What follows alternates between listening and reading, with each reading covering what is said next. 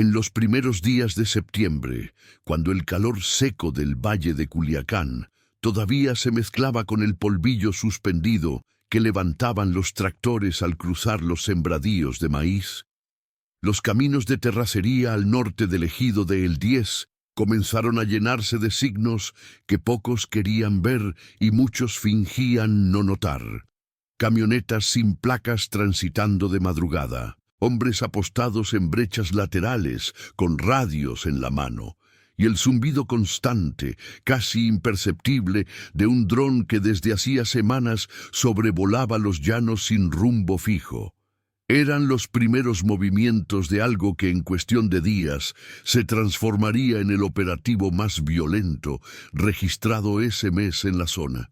El asalto de un grupo armado conocido como los Murciélagos contra un campamento del cártel de Sinaloa ubicado en las faldas del Cerro del Tule. Antes de continuar con esta crónica, no olviden suscribirse al canal y dejar en los comentarios desde qué parte nos están viendo.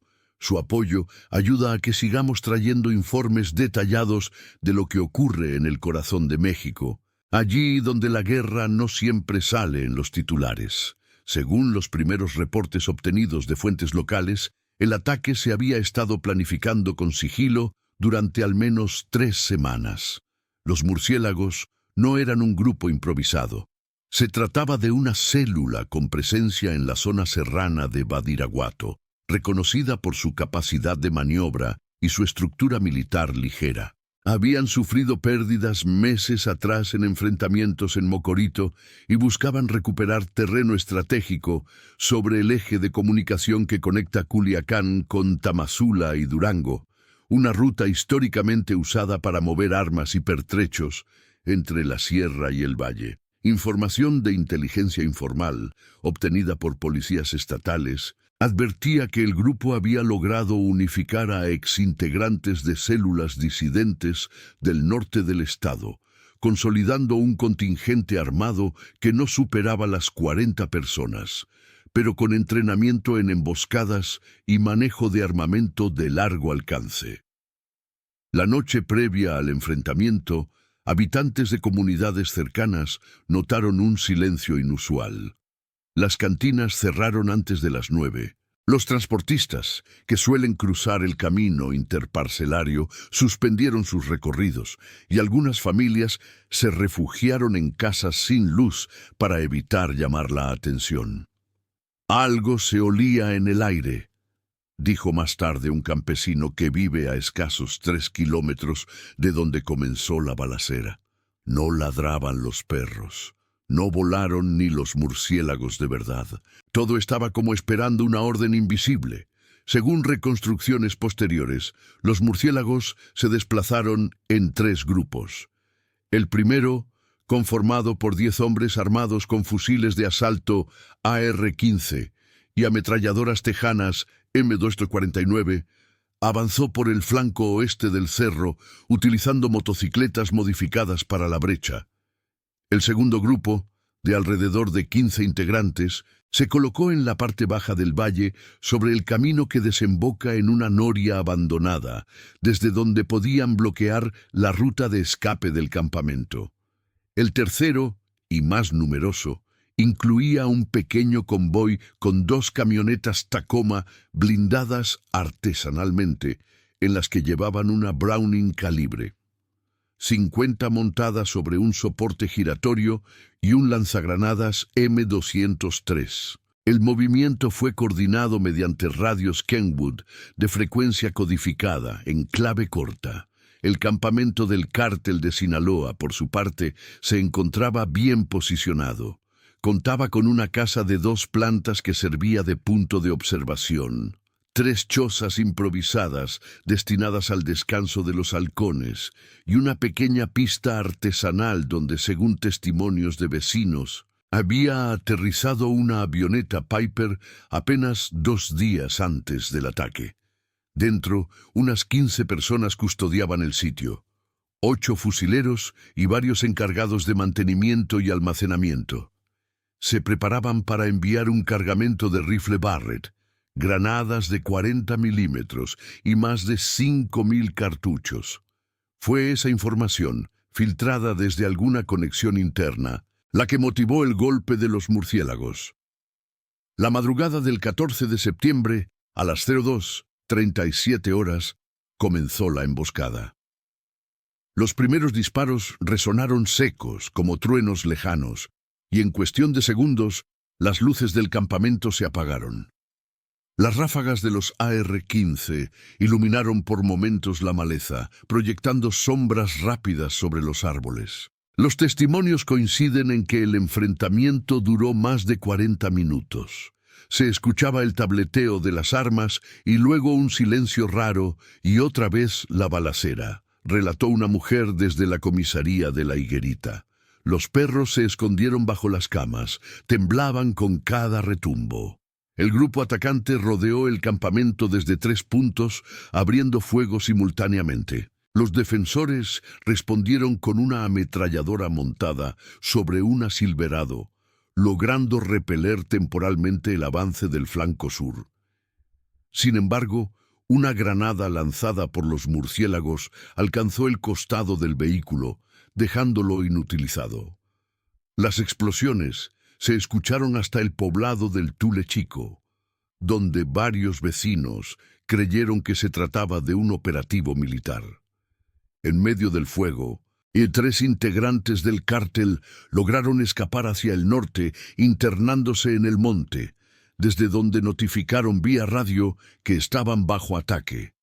Minutos después, el eco de respuesta llegó de Culiacán, donde miembros del mismo grupo intentaron organizar refuerzos.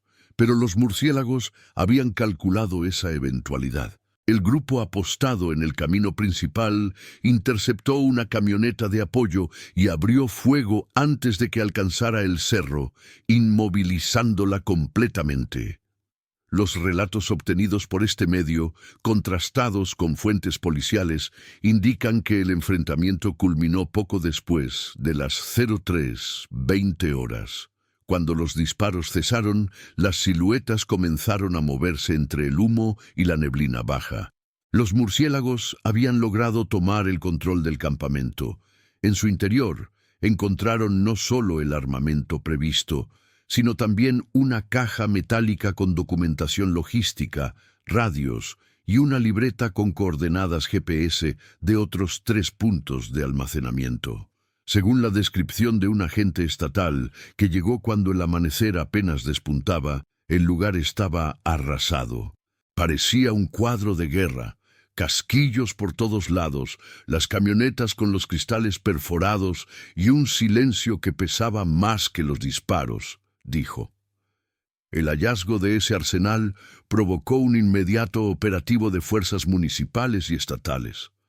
Sin embargo, cuando llegaron, los murciélagos ya se habían retirado, llevándose consigo parte del armamento y algunos equipos de comunicación. Las autoridades acordonaron la zona y realizaron un barrido fotográfico, pero hasta la mañana siguiente no emitieron declaración oficial. En la comunidad, los rumores corrieron más rápido que la señal. Algunos decían que el golpe había sido una venganza, otros que era el inicio de una reconfiguración territorial más amplia. Los expertos en seguridad regional mencionaron que el enfrentamiento evidenciaba fallas de control interno dentro del cártel y demostraba la audacia de un grupo menor que con recursos limitados había ejecutado una operación quirúrgica. La reacción dentro de Culiacán fue inmediata. Durante todo el día, helicópteros sobrevolaron la zona rural y los retenes militares revisaron vehículos en las salidas hacia Costa Rica y El Salado. En los noticieros matutinos apenas se mencionó el hecho, pero en los barrios la conversación giraba exclusivamente en torno a una pregunta: ¿quiénes eran realmente los murciélagos? Su nombre comenzaba a aparecer pintado en muros de colonias periféricas, acompañado de símbolos rudimentarios, lo que sugería que buscaban no solo territorio, sino visibilidad. Pese a ello, fuentes consultadas de la Secretaría de Seguridad rechazaron confirmar que se tratara de una nueva organización. Estamos frente a un fenómeno de alianzas fluidas, dijo un funcionario bajo anonimato. Son agrupaciones que se forman, actúan y se disuelven según el contexto operativo. Este ataque lo demuestra. En las semanas posteriores, se encontraron evidencias de que el grupo había utilizado sistemas de geolocalización comerciales adaptados para coordinar su ruta de escape. Algunas grabaciones obtenidas de radios decomisados revelaban intercambios breves durante la incursión. Objetivo asegurado, cambio de posición, no responder fuego del segundo frente. El lenguaje era preciso, casi militar. Este estilo de comunicación fortaleció la hipótesis de que exmilitares o exagentes formaban parte del contingente.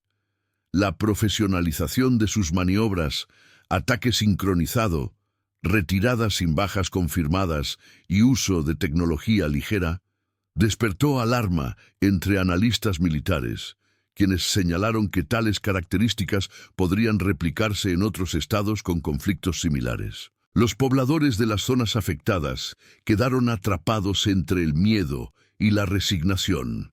Muchos optaron por abandonar sus ranchos en los días siguientes, y quienes se quedaron evitaron dar declaraciones directas.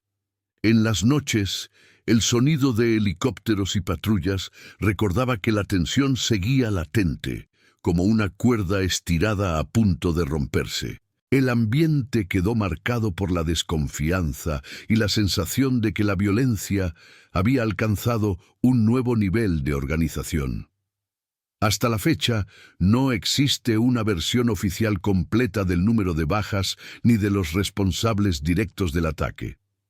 Lo único claro es que aquella madrugada los murciélagos consiguieron lo que buscaban: golpear la estructura logística de uno de los brazos más sólidos del cártel en el corazón de Sinaloa, y hacerlo con la precisión de una unidad entrenada para golpear y desaparecer. Cuando el humo de la madrugada comenzó a disiparse entre las brechas del Tule y el aire volvió a oler a tierra caliente, los murciélagos ya estaban a más de 20 kilómetros del punto del enfrentamiento. Su retirada había sido tan precisa como su ataque. Divididos nuevamente en 3 grupos, siguieron rutas previamente estudiadas.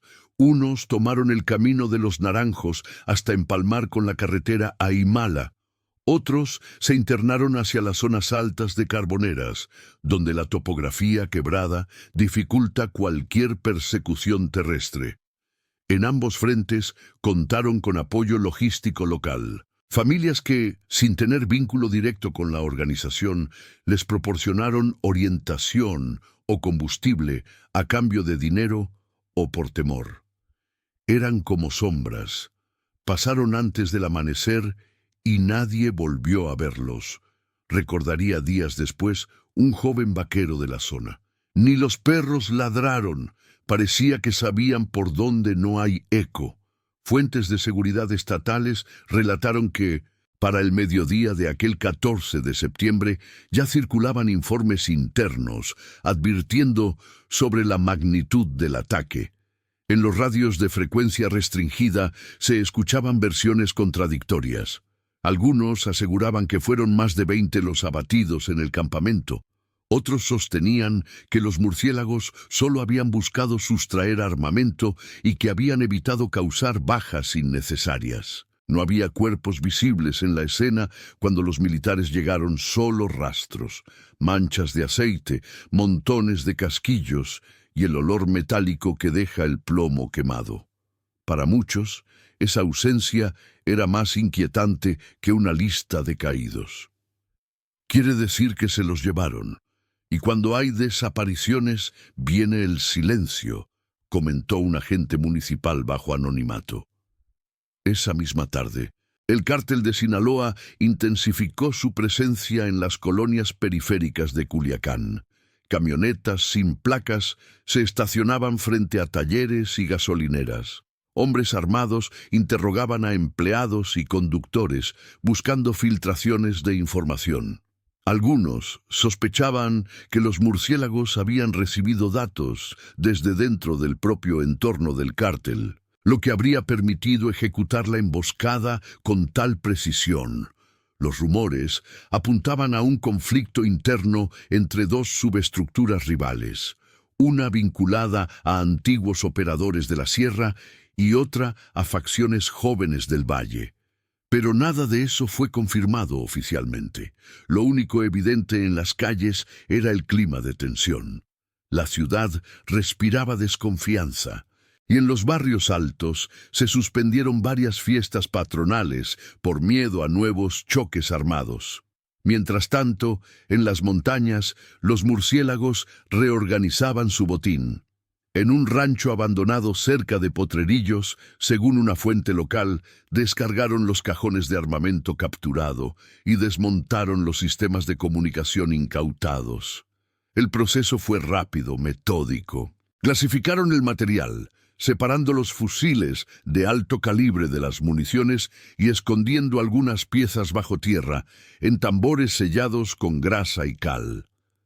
Sabían exactamente cómo hacer que el metal no se oxide, relató un exejidatario que llegó al lugar una semana después. No era gente improvisada, tenían formación. Ese detalle, la profesionalidad del resguardo, fue una de las claves que mostró al posterior análisis forense que el grupo operaba con disciplina cuasi militar, una rareza en células tan pequeñas. En los días siguientes, la respuesta del cártel fue directa y brutal. En distintos puntos del municipio aparecieron cuerpos con mensajes atribuidos a ellos, advertencias firmadas con iniciales y símbolos escritos a mano. Era un intento de demostrar que el control no había cambiado de manos. En realidad, ningún grupo dominaba por completo el terreno en ese momento. Los murciélagos se mantenían dispersos, invisibles. El cártel trataba de recomponer líneas logísticas y las autoridades, bajo presión mediática, lanzaban patrullajes mixtos en busca de responsables. Fue como si el mapa de Sinaloa se hubiera fracturado una semana, diría un analista militar radicado en Mazatlán. Los flujos de cargamentos se detuvieron, los transportistas esperaron órdenes y todo el comercio ilícito entró en pausa. Eso no pasaba desde hacía años. Una de las pocas voces en romper el silencio fue la de un campesino de San Antonio de la Palma, entrevistado por un medio local. Contó que durante los 2 días posteriores al enfrentamiento, vio pasar convoyes de camionetas sin luces por la brecha que conduce a la sierra, siempre en grupos de 4 o 5. Iban en fila, callados, ni música ni gritos, nada, solo el sonido del motor, y uno de ellos traía una lona enrollada atrás, como si ocultara algo. Sin embargo, las autoridades federales, al ser consultadas, negaron tener reportes de movimientos irregulares en la zona. La disonancia entre la realidad percibida por la población y las versiones oficiales alimentó teorías y miedos. En las radios comunitarias comenzaron a circular advertencias para evitar transitar de noche por Lechuguillas y el Carrizal. Los comerciantes rurales contaban que algunos compradores dejaron de visitar los tianguis dominicales temiendo quedar atrapados en retenes falsos. De acuerdo con informes que se filtraron semanas más tarde, el grupo atacante no se replegó del todo hacia Badiraguato. Una fracción cruzó el río Humaya, siguiendo senderos en desuso hasta instalarse temporalmente en las estribaciones de Tepuche. Esa área, de vegetación cerrada y caminos ocultos por cañaverales, ofrecía cobertura perfecta. Desde allí, establecieron comunicación esporádica con otras células aliadas, indicando que su misión había concluido y que el material obtenido estaba asegurado. Se menciona que en esas transmisiones se usaban términos técnicos: punto verde, carga completa, fase 2 pendiente. Los interceptos de esa comunicación, obtenidos de frecuencias abiertas, no lograron revelar su propósito, pero sugieren que el operativo de Culiacán era solo una parte de una cadena más extensa. El impacto psicológico en la región fue profundo. Los habitantes de los ranchos más cercanos al cerro comenzaron a dormir con las luces apagadas, y algunas familias enviaron a sus hijos a vivir con parientes en Guamúchil o Nabolato. En los bares de la capital, la conversación cambió de tono. Ya no se hablaba de corridos nuevos, sino de rumores sobre quién había traicionado a quién. En los hospitales civiles, enfermeros y médicos comentaban sobre la llegada de heridos sin identidad, dejados en la puerta durante la madrugada, con heridas de bala limpias, sin rastro de quién los llevó. Oficialmente, ningún registro los documentó, pero entre los pasillos del sector salud se hablaba de al menos 7 casos en menos de una semana. Todos varones, jóvenes, uno con un tatuaje con el emblema de un murciélago negro en el pecho. Con el paso de los meses, los ecos de aquel enfrentamiento continuaron sirviendo de referencia cuando en la región aparecía un nuevo grupo o una nueva sigla pintada en paredes. La población comenzó a identificar a los murciélagos como una entidad casi mitológica, silenciosa, precisa, imprevisible. La prensa local intentó seguirles la pista, pero ninguna autoridad federal reconoció su existencia formal. En un informe confidencial de la Guardia Nacional, sin embargo, se describía a un grupo altamente móvil con capacidad de ocupar y evacuar posiciones en menos de 20 minutos, utilizando tácticas de hostigamiento típicas de campañas rurales. La descripción coincidía punto por punto con lo sucedido aquella madrugada de septiembre. Por el lado del cártel, la respuesta interna fue una purga. Los jefes intermedios responsables del resguardo del campamento fueron desplazados y en su lugar llegó un mando con reputación de mano dura proveniente de la zona de Cosalá. A su llegada, impuso patrullas diarias y reestructuró las líneas de comunicación. Se dice que ordenó eliminar cualquier enlace sospechoso que pudiera haber filtrado información. Los días siguientes, las páginas de sucesos reportaron la desaparición de 2 halcones y un supuesto chofer vinculado a la ruta del Tule. Ninguno fue encontrado. Esa ola de castigos internos, aunque silenciosa, envió un mensaje. El control debía restablecerse a cualquier costo. Pero detrás del orden aparente persistía el miedo. Las rutas permanecieron bajo observación, con drones artesanales que las sobrevolaban cada noche, y las radios locales recibían interferencias extrañas cerca de la medianoche, como si alguien estuviera escuchando desde la oscuridad. En los meses de octubre y noviembre, las autoridades federales incrementaron los retenes temporales. Varios helicópteros del ejército comenzaron patrullajes visuales sobre las líneas del cerro. Aún así, las comunidades percibieron que las operaciones eran más de presencia que de persecución efectiva. «Vienen, sobrevuelan y se van», decía un habitante de Tepuche. «Queremos que se queden, pero también sabemos que cuando los uniformados se retiran, los otros regresan». La desconfianza hacia el Estado y la resignación ante los poderes fácticos marcaron el invierno de ese año. No había héroes ni culpables claros, solo una comunidad atrapada entre 2 fuegos y una verdad que pocos se atrevían a contar en voz alta. Hacia finales del año, algunos rumores comenzaron a circular en el mercado negro de armas de Mexicali y Hermosillo. Aparecieron piezas idénticas a las sustraídas del campamento del Tule. Cargadores, miras telescópicas, incluso partes de rifles calibre 50 con números de serie limados. Fuentes vinculadas al comercio ilegal estimaban que provenían de Sinaloa.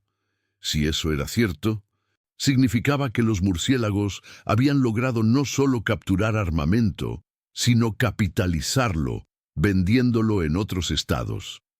En términos prácticos, su ataque había cumplido múltiples propósitos: debilitar a un enemigo, enviar un mensaje y financiar sus siguientes movimientos.